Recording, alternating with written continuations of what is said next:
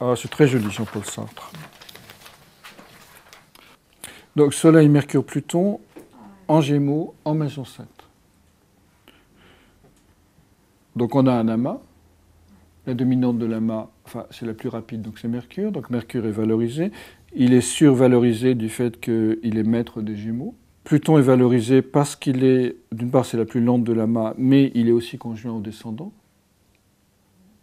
Et le Soleil, il est conjoint à Mercure. Donc, voyez où ça a exprimé son mythe de Faust.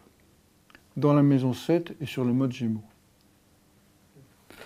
Alors, dans la maison 7, ça ne s'invente pas. Quand on dit l'enfer, c'est les autres, on a un mythe de Faust en maison 7. Le thème va dire où s'applique le mythe, en fait.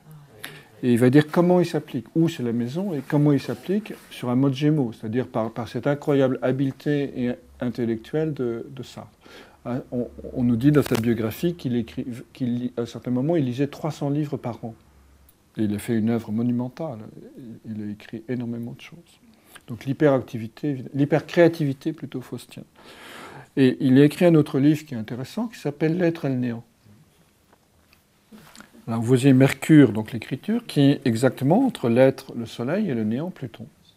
Il a vraiment mis en scène son mythe à travers l'écriture et dans la question de la relation aux autres.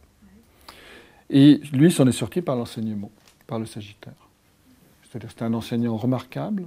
Et je vous le disais tout à l'heure, il a refusé le prix Nobel, c'est-à-dire il a refusé la mise en lumière. Et il s'est laissé en fait dépasser par sa notoriété. Donc c'est quasiment du littéral ici, vous voyez. Je crois aussi, il a fait un problème familial, je crois que le père était... Oui, son père est mort quand il avait 9 ans. Donc là aussi, c'est une structure faustienne.